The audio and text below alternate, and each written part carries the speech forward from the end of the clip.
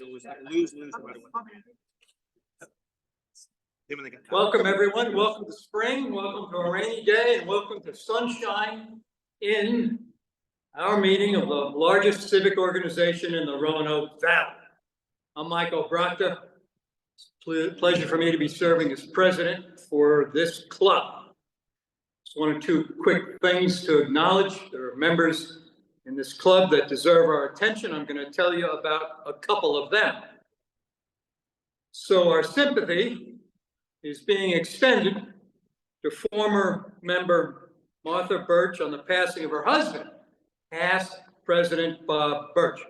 His celebration on life was conducted this morning. I'm pleased to say that quite a number of us were able to be present at that celebration. I've been told that years ago, Bob, when he proposed to his wife, Martha, did that at a Kiwanis meeting. Isn't that something? So, cards being passed around. Cards also being passed around for past President Vern Danielson. In between taking sips of bourbon, which he's very good at doing, the COVID bug has gotten him, and we want him to deal with that quickly. So, coming up to the podium now for introspection is Preston Tyler, immediately followed by the Pledge of Allegiance with Harry Zuloff. Preston.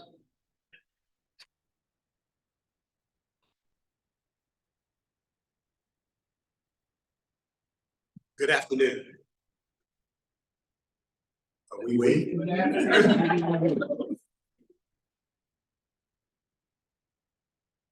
I tried to find out what month of April, what's the significance of April. You know, we have some kind of this and that month and that and this month. And April is Cancer Control Month, it's Confederate History Month, it's Jazz Appreciation Month, it's National Prevent Child Abuse Month, and it's National Poetry Month. But it's also National Volunteer Month. That's the month that's dedicated to honoring all the volunteers in our communities, as well as encouraging volunteers throughout the month. What is a volunteer? A person who voluntarily undertakes or expresses a willingness to undertake a service. That's what we are as Kiwanis. So I just want you to know, keep up the good work, and we see the efforts that you do.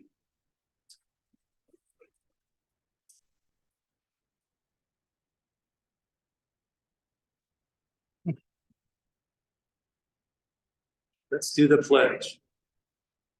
I pledge allegiance to the flag of the United States of America and to the republic for which it stands, one nation under God, indivisible, with liberty and justice for all. Thank you both. Please be seated. So Taylor Medley, new club member Taylor Medley, is on her way up to introduce our guests.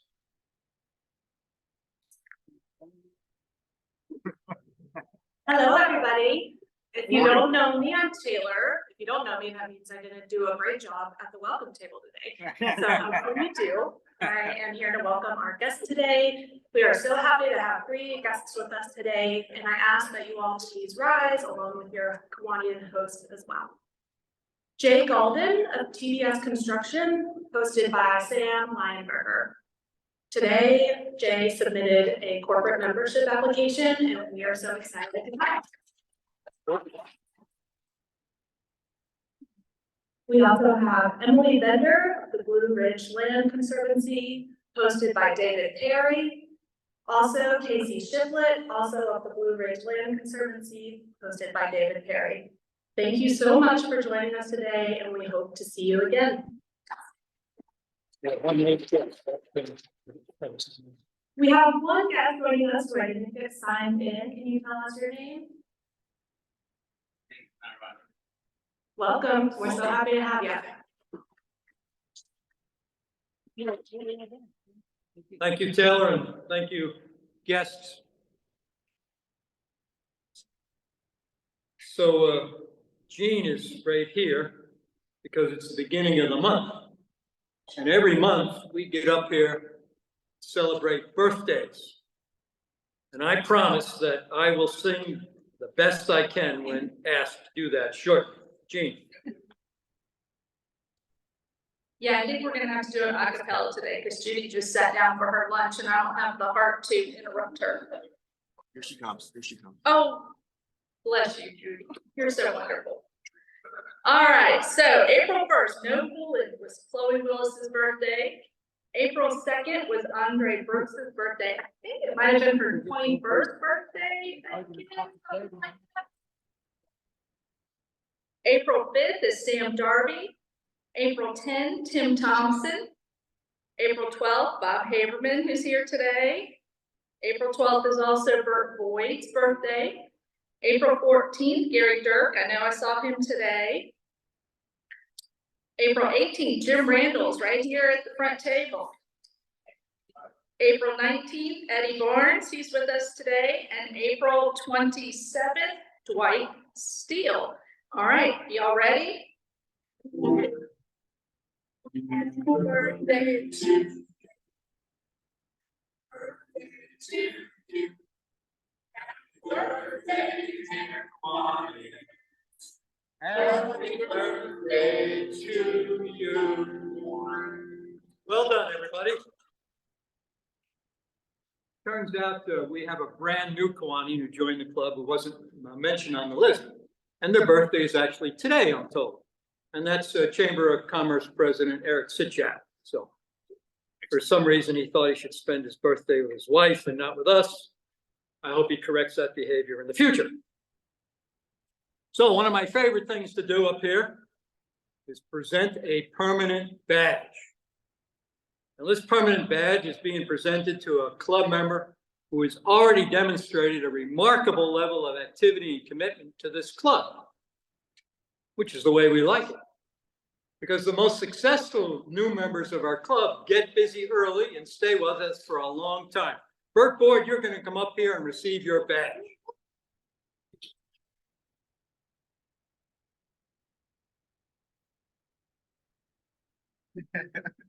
Now we're going to pose for a photograph suitable for framing. That means only you. Let's look at the camera. Oh, give him a kiss. Thank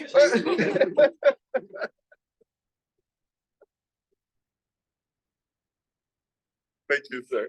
Okay, Bert. So it turns out not only has Bert already been active, but he has agreed to lead a project that's going to occur sometime over the summer, likely August. And if he's successful, and he's a pretty successful guy, chances are good it'll be a project that brings us more club publicity than any project we've done in recent memory. How's that for a setup for you, Bert? All right, thank you, everybody. Now, competing for publicity is KPEG. And Ben Spiker, who was not able to be here last week, is lucky enough to be spending time with us this week. He's going to tell us how we're doing.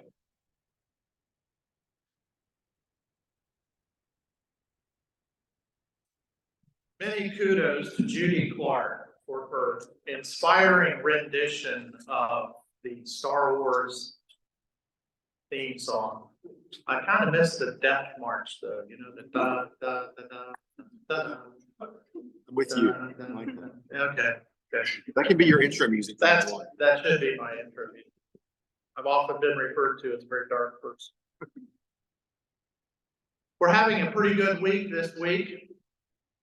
I want to congratulate all of you that are participating. It's important that we get out and just remember, as we do this, we're selling not necessarily pancakes, but we're selling tickets, and all the story that we need to tell is on the back of those tickets, just as a reminder. This week, we had some really great, fantastic turn-ins this week. And I meant to do slides, but some of us are not very computer literate, so that didn't really work out for me. but I'll have them next week because I found assistants. In third place this week is Lois James with the Death Star Destroyers. All of you Lois James team members, give us a woo-hoo. In second place is Coach Gaither with the Luke 4 at $2,852. I should say Death Star Destroyers are $2,260.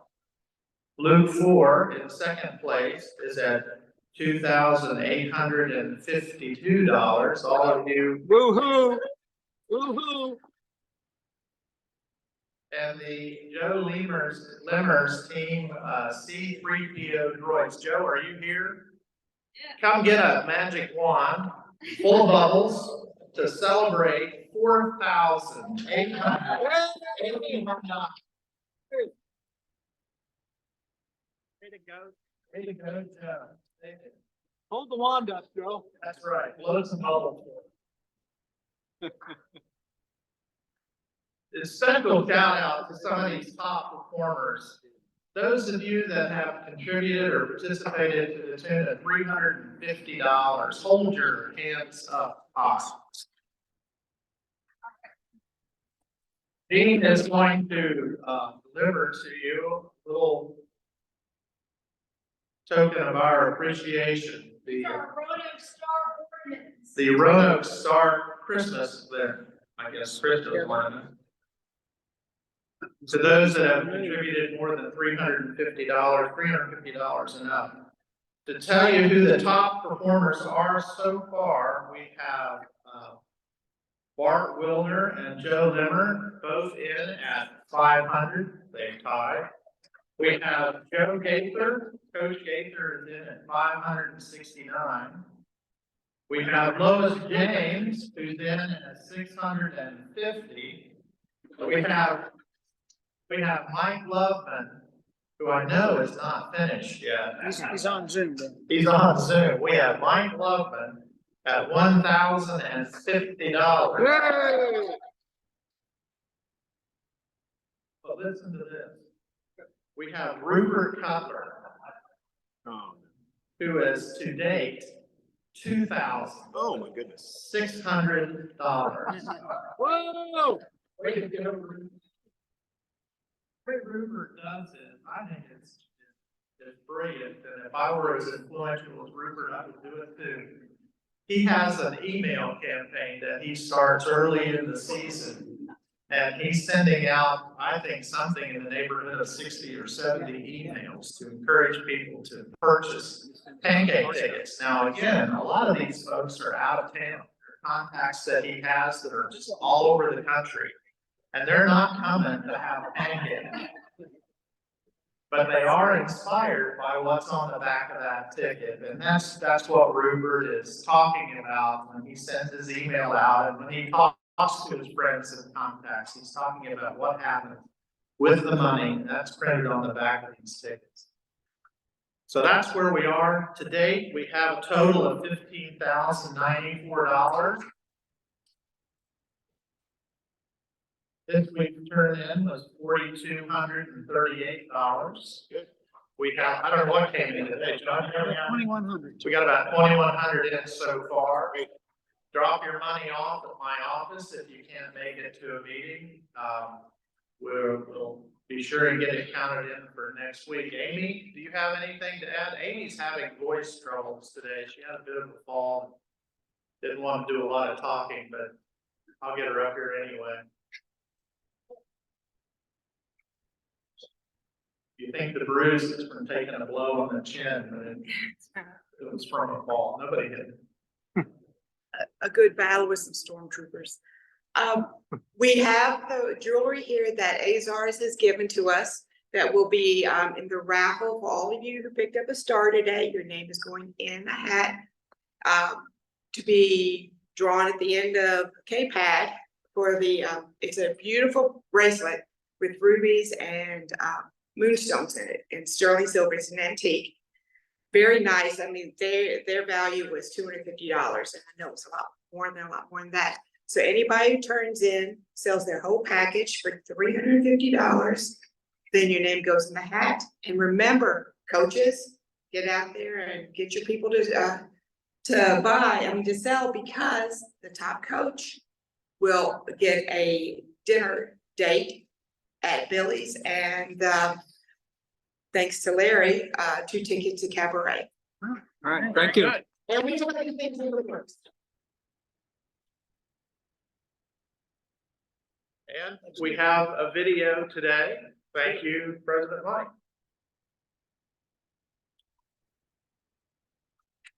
So this is meant to be motivational. You will decide how successful it is. Bear with me for 1 minute.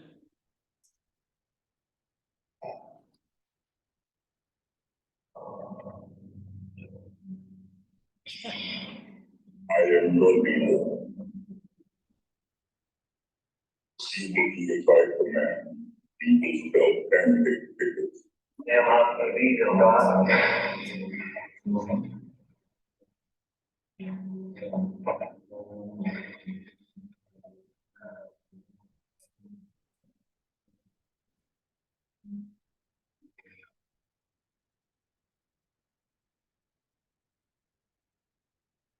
Use your Kiwanis power to raise money.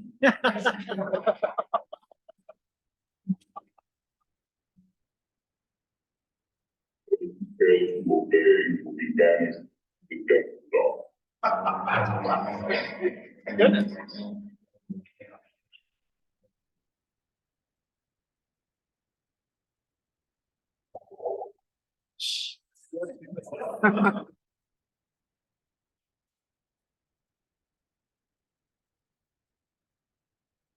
I don't know about the vanishing to the Death Star business, but I thought that was pretty good. The total numbers are on your table. Gene has printed these out so everybody can see where everybody stands. Please take a few minutes to look at those. And may the fourth be with you. Joe Lemmer Harry Zuloff is still looking for volunteers. That's online. You'll be able to do that online. He'll come up and talk about that, I'm sure. But things are making progress. I look forward to a big report next week. Thank you all for all you're doing.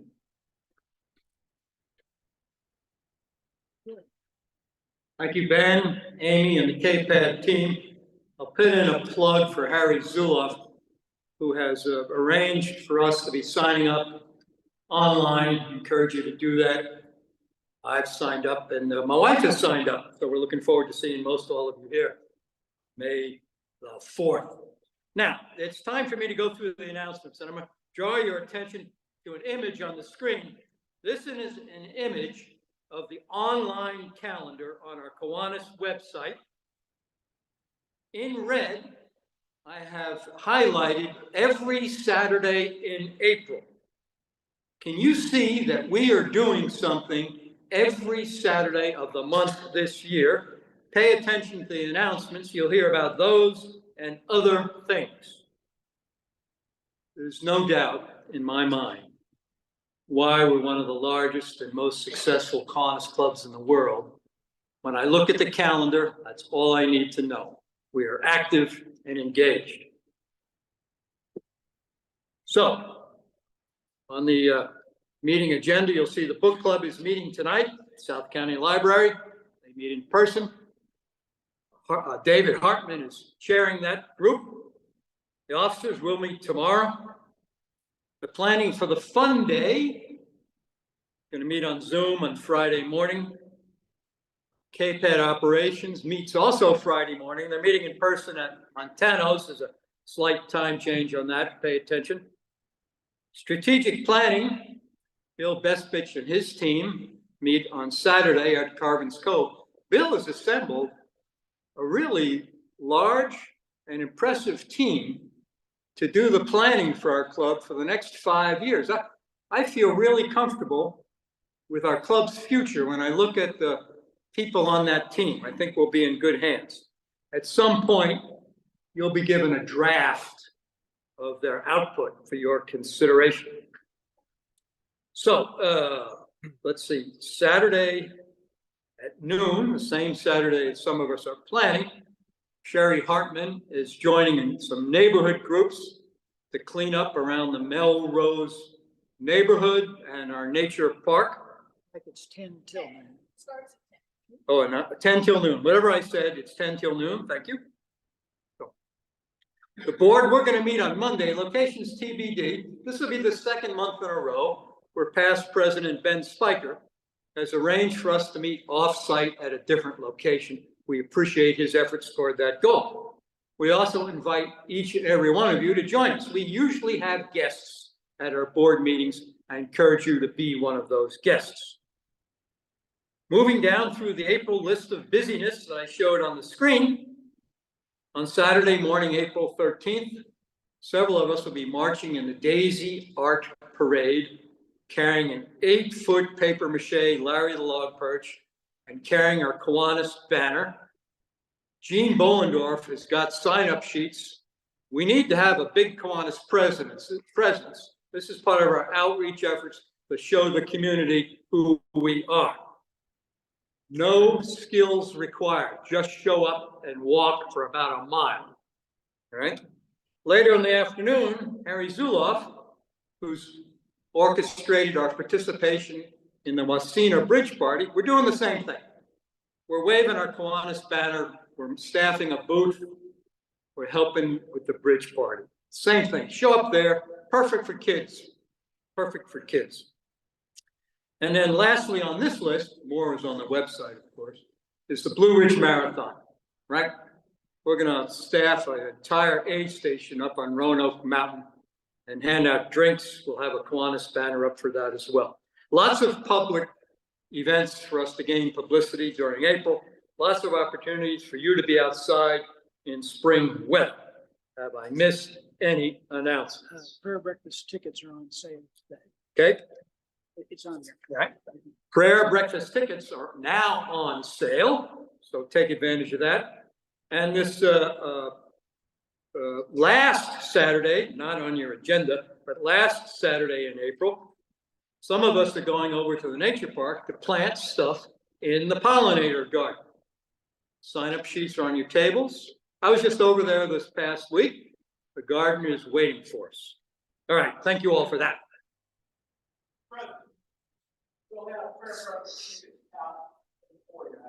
Thank you. Mr. Briggs just let us know that prayer breakfast tickets are available again this week out in the foyer. Thank you for that. So let's see. Braggarts are in the room. Some of you have told me ahead of time you want to come up. Please do that now. For $2, you or any guests that are here get to come up here and spend 30 seconds bragging about something that's not controversial, but must be interesting. Thank you. Really high bar to meet. Thank you, Mr. President. I'm Andre Brooks, and as you heard from Gene, I had my 21st birthday yesterday. Hey! So as is our tradition, I'm sending a check to the foundation for $21. No. I think I better pay for Gene's line and mine as well, so I will be sending a check to the foundation.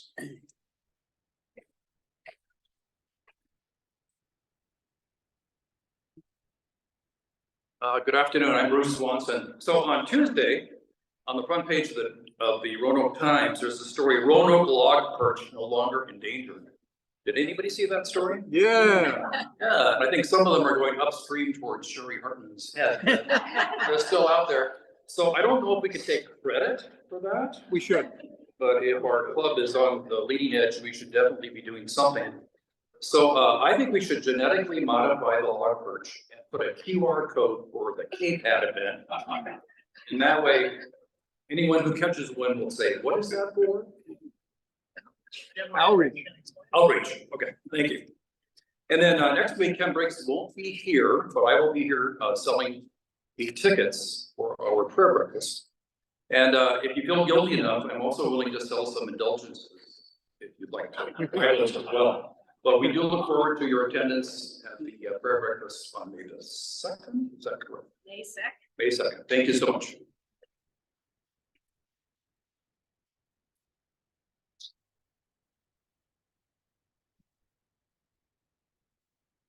So I wanted to do two brags. One brag is for Alex Barge. He has designed and had made a really lovely tabletop pull-up banner for us that you all can check out that's on the front table. So that's part of our outreach efforts. And that'll be going around to different events with us. And my second brag is actually on Bob Birch, who I really didn't know, but I'm part of Bob's legacy because when I joined our club, Don Wilson inducted me, but he gave me the key. If anyone remembers these, this was what Bob used to do for his new member induction. So it's a key that doesn't have any teeth on it. Drives my husband crazy because it doesn't open anything except for my Kiwanis heart. Oh.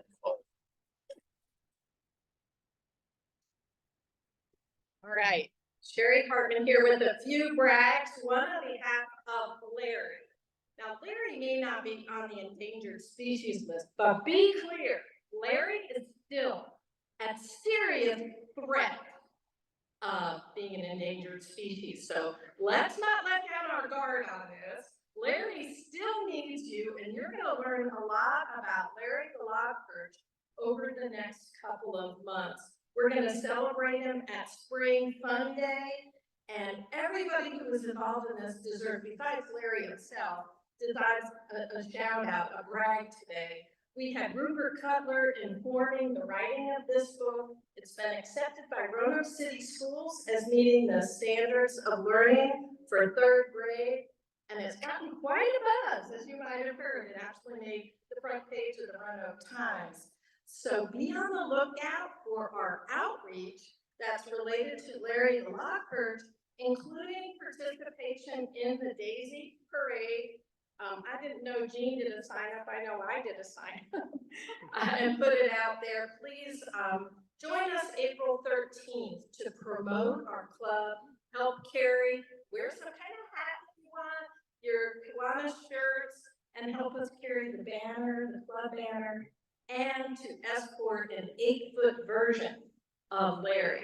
Finally, kudos and shout out to Jackie Bledsoe, who created this beautiful flyer about the prayer breakfast. I also want to get a shout out to Dave Hartman, who I'm quite acquainted with, and also to Milton Hardy for lining up our speaker for this event. Dr. Lee Learman of the medical school is going to be an outstanding keynote speaker. So don't forget to get your tickets today from Ken Griggs.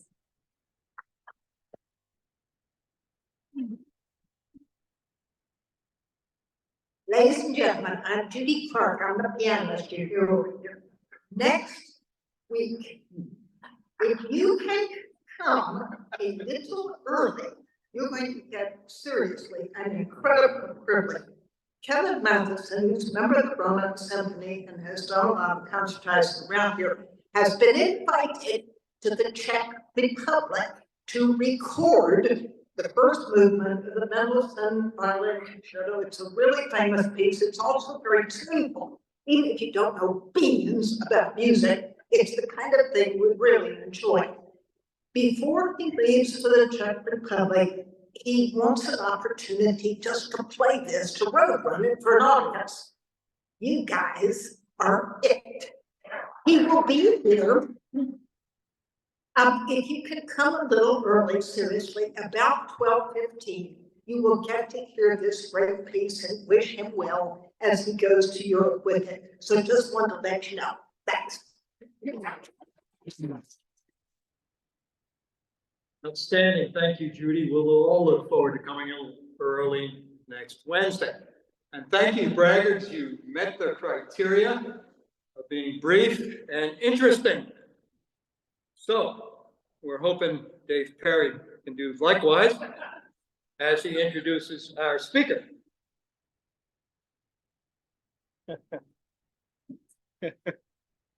No promises. My name is David Perry. Good afternoon. I do want to point out a glaring omission in this week's newsletter that's put together by my friend Alex Barge through no fault of his own, but I've learned this morning an important piece of information that our speaker today, Carrie Atwood, is a graduate of the James Madison University in Harrisonburg, Virginia, which she, for some reason, omitted in her biography. So we've cleared that up now. Virginia Forever, a diverse group of business and NGO leaders, is the only nonprofit to focus solely on funding further investment in water quality and land conservation. Probably one of the reasons that Larry may not be endangered any longer.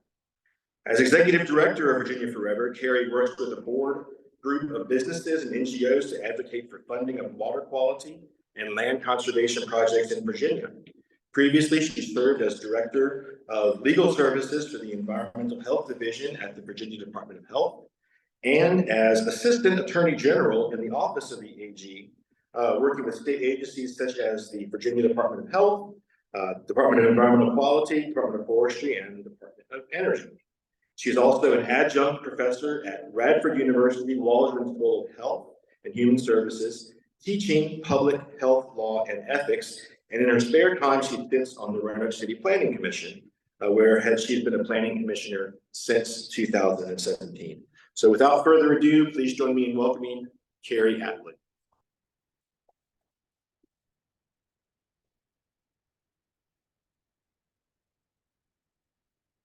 Thank you, Dave. Let's see if I can get this thing working. I'm so delighted to be with you guys today. I was telling your president that I was a Key Club member back in the day. I was so excited to be here today to talk to you guys about natural resources and funding Virginia's natural resources. Can everybody hear me okay?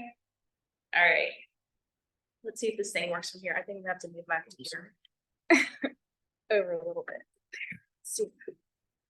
Push buttons if you want. You got it? Wherever you want. Got it. As Dave told you, I am the new executive director of Virginia Forever. I joined in December, right before the General Assembly session. So it was a little bit trial by fire, and we'll talk about that more as we go on. I grew up in Rockbridge County.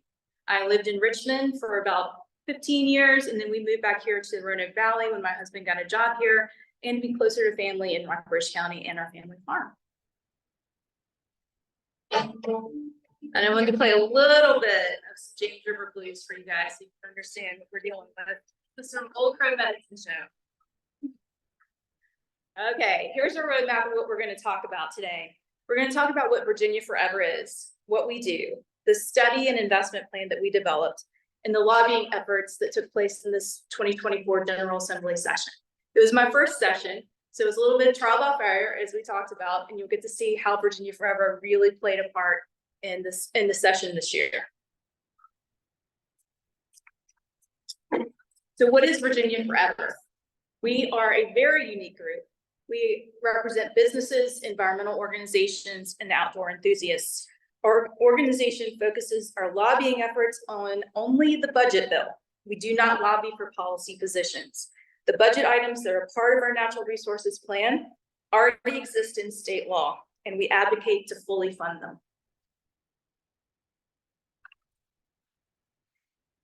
So protection of natural resources is the key component of the Constitution of Virginia, and we believe as Virginians, we have an obligation to invest in the lands and the waters of the Commonwealth. As you may be aware, state agencies cannot lobby for the needs of their own programs. They can provide information to legislators if requested.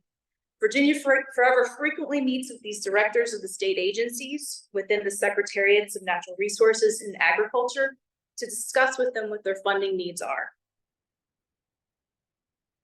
Here's a little snapshot of who our members are. When I say we are a diverse group, I truly mean it.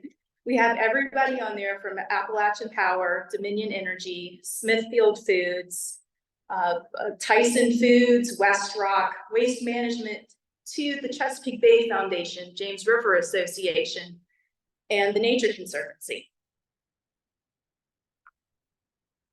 We are a 501c4, and the reason that we are the C4 is so that we can do lobbying.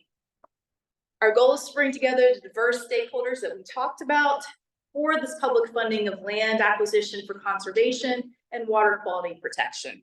The organization is funded by reasonable dues of its members and our annual Bridge Builders Awards dinner, and we'll talk about that a little bit later. These funds pay for our lobbying and our organizational administration. We do not give out funds to programs directly or sponsor other nonprofits. Our actions are focused solely on advocacy and education. Our stakeholders are the driving force behind the numerous policy actions that have produced tangible improvements in the quality of Virginia's water and the preservation of hundreds of thousands of acres.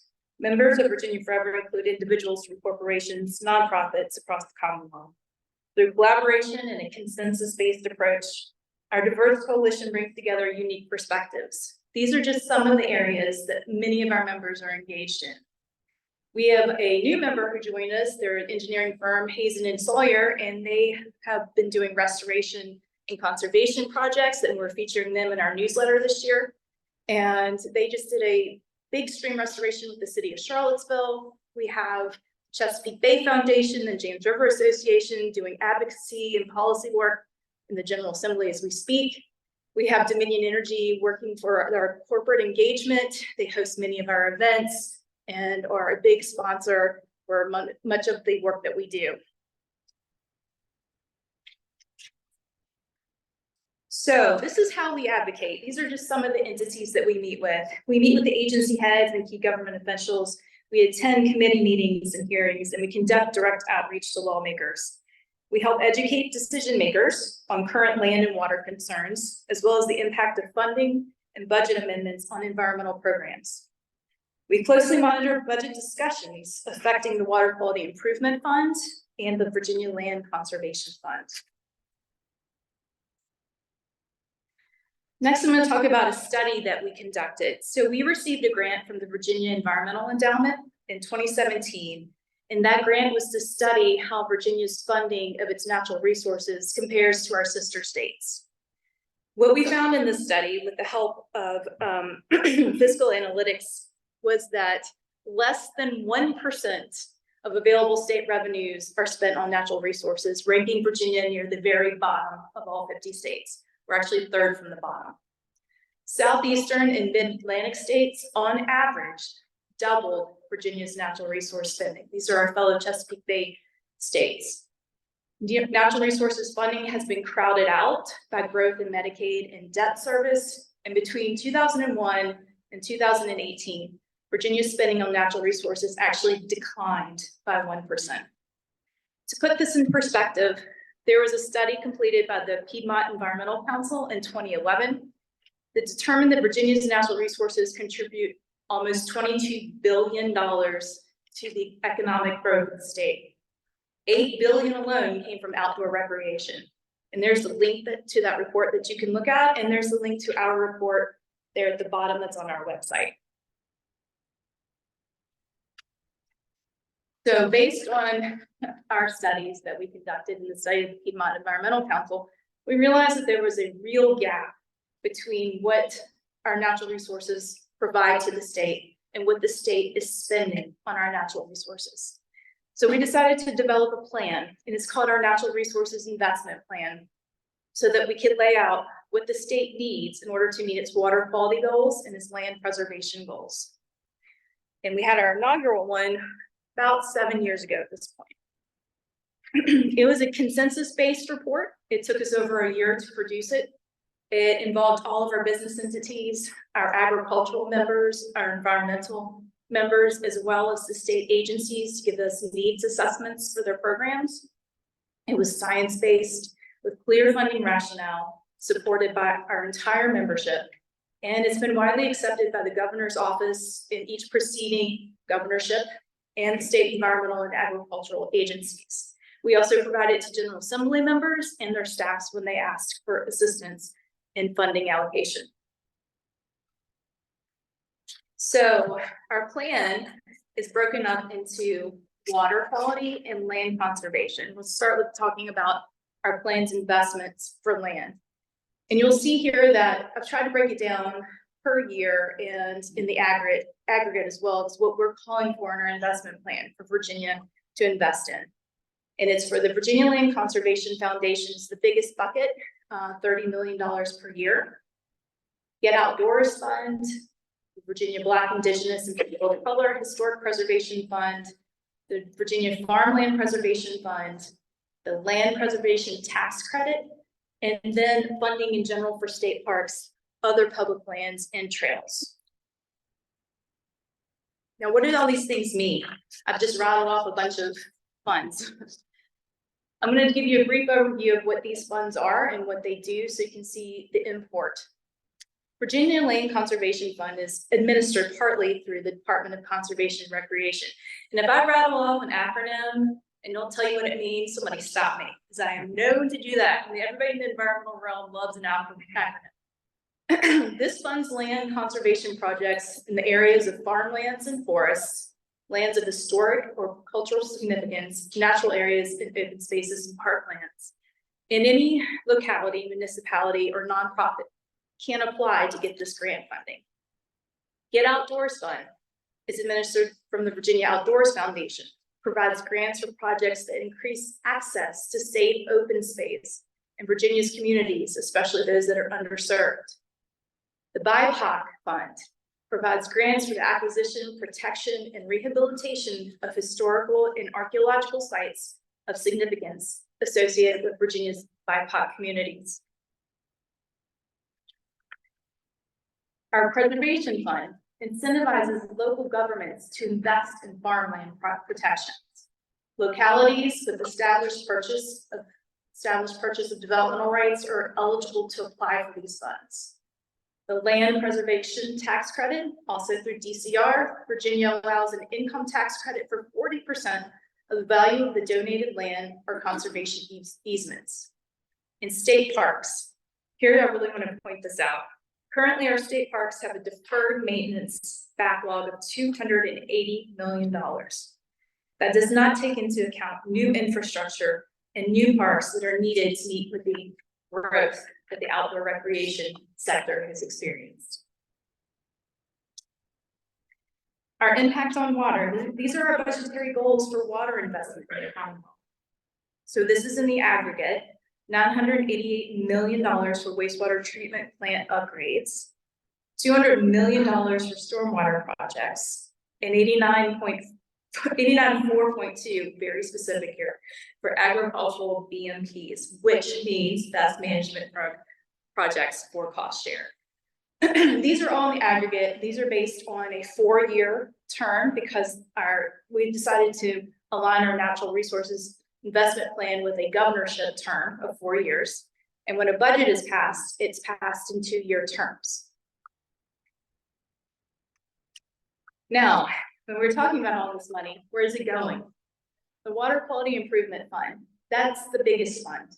It provides grants for point and non-point source pollution prevention, reduction, and control. And it also has funds there for wastewater treatment improvements, which I've kind of separated out for you because that also gets funding from ratepayers. But a lot of the upgrades needed to wastewater treatment plants comes from this Water Quality Improvement Fund. We also have the Stormwater Local Assistance Fund. This assists localities to meet their MS4, which is stormwater permit requirements, and provides state grants of approximately 50% of an eligible project's costs. Our agricultural best management practices. Agriculture is Virginia's largest industry, spanning a land area of 30% of Virginia's total land area. Achieving pollution reductions on farmlands is critical to protecting the health of Virginia's water. To assist with this goal, the state created the VAX program in the Soil and Water Conservation Districts. The state funds the Soil and Water Conservation Districts through their General Assembly funds. The VAX Share program provides funding to assist farmers to adopt the best management practices, and the Soil and Water Conservation Districts help to deliver the education needed for these BMPs and verifying that they are occurring. And they also provide data for the management of nutrients in our waterways.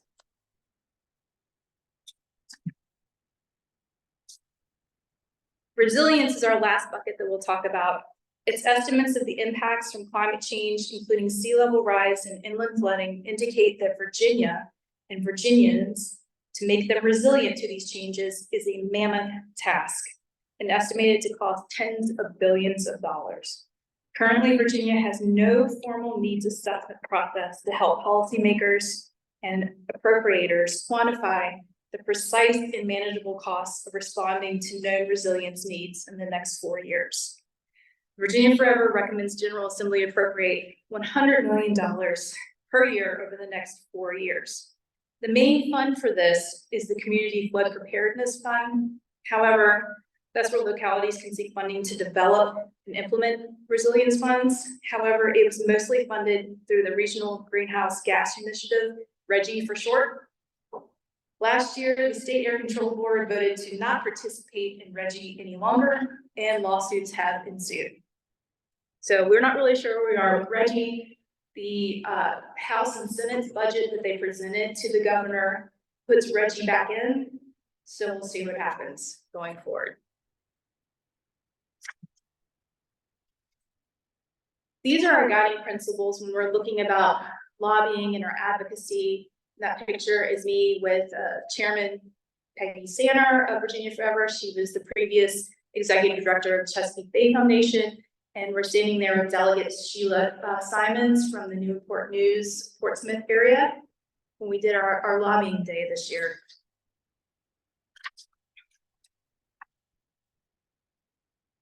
So in December of 2024, Governor Youngkin introduced his budget priorities, or his proposed budget. And it included most of the ag BOP initiatives that we were seeking, $200 million a year. However, it was missing all the funding for the Water Quality Improvement Fund. This fund has never not been funded since its inception in 1997. The Land Conservation Fund had $16 million appropriated. Land Preservation Tax Credit maintained at $75 million per year, which it's been in the past several years. So when this came out, it was on the morning of December 20th. I think it was 7 a.m. is when it was released. That night at 5 p.m., we had members of the governor's policy team, the Secretary of Natural Resources, and the Secretary of Agriculture come to our board meeting to discuss the natural resources priorities of the budget. We were able to ask questions of the secretaries and the policymakers. Afterwards, we had, a lovely cocktail party. So we got to talk some shop, but we also got to talk with them in an informal manner, which was really nice.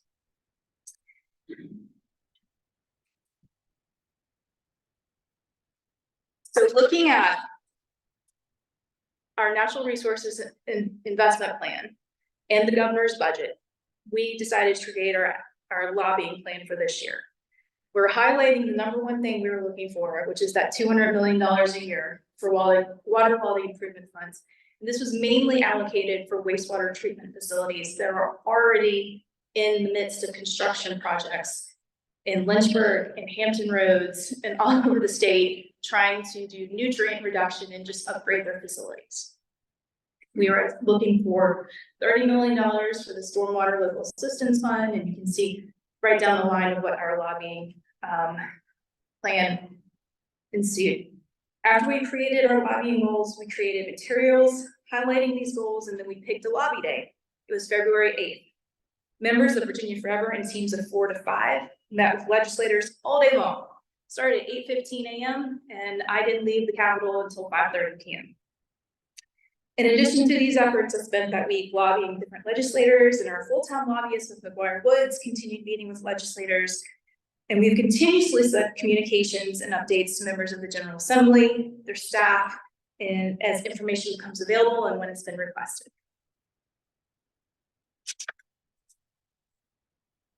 So in March 2024, the legislature submitted their approved budget to the governor. And the budget included, drum roll please, $200 million a year for Water Quality Improvement Fund. This is the big win from our perspective. It was completely absent in the governor's budget, and it was included in this one. We continued lobbying the House and Senate as they presented their individual budgets to make sure that we met with the most members. Unfortunately, stormwater funding was not included and has been historically underfunded every year, the General Assembly. So we will continue advocating for this going forward. What's next? Okay, so the legislature submitted their budget to the governor on March the 9th. The governor can now veto the budget amendments and request additional amendments. And have you heard of this thing called the arena? Ooh, it could still play a major role. The General Assembly will reconvene on April 17th to consider the governor's amendments and vetoes. Continues to be a waiting game, with Virginia Forever communicating with legislators, the governor's office on our major budget priorities. Now, I know it sounds like we do a lot of work, and we do, but we also have a good time. So on the right is our field trip we took to see the wind farm that Dominion Energy is working on off the coast of Virginia, and that's our executive board meeting members. And on the left is our big bridge builder celebration. I told you that we have this every year.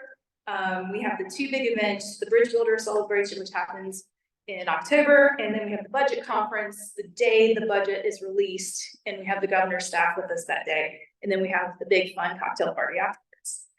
At the bridge builder celebration, we get to honor someone who has been a bridge builder for environmental stewardship in the Commonwealth. Prior winners have been Governor Gerald Baliles, Delegate Kurt Cox, Senator Emmett Hanger. This past year, our keynote speaker was Congressman Abigail Spanberger, and we honored Michael Lipford, our former executive director of the Nature Conservancy for over 35 years. We have field trips and we have socials with members and members of the legislature, so we all get to know one another and we can network. And that's me on the James River in Botetourt County with my puppy.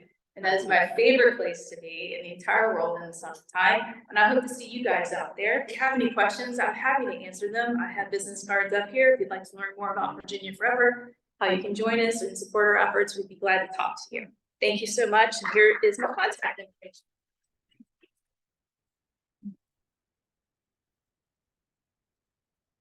Thank you very much. It appears that we have a moment or two for questions.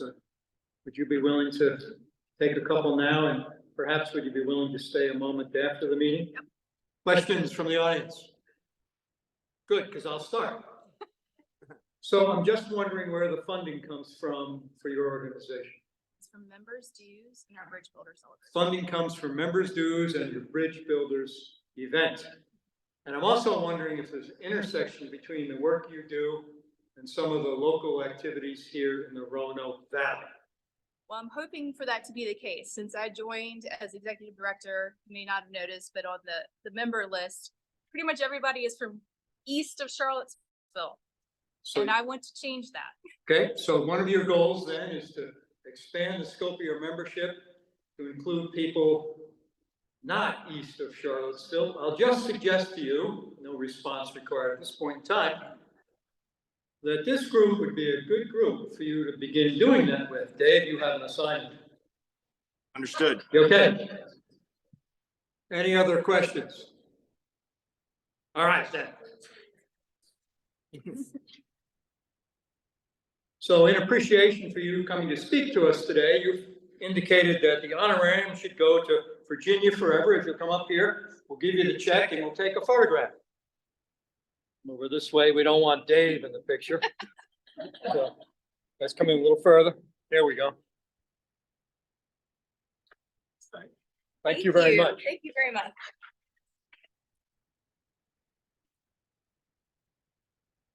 A lot of this outreach we're doing this year to expand awareness of our club and our community, a lot of it is coming through our environmental efforts.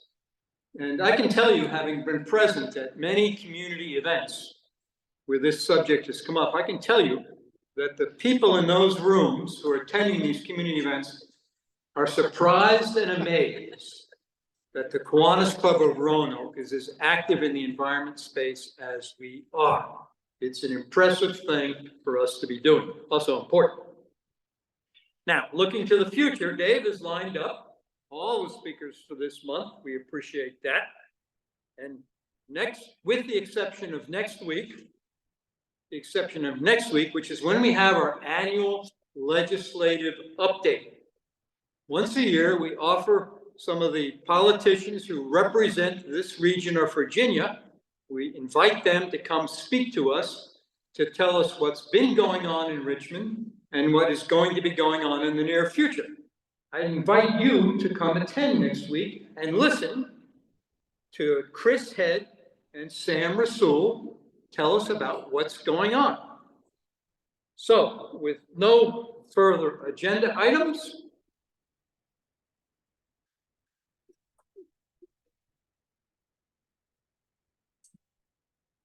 not to put the two of you on the spot like I did, but In fact, I promised her to join this afternoon.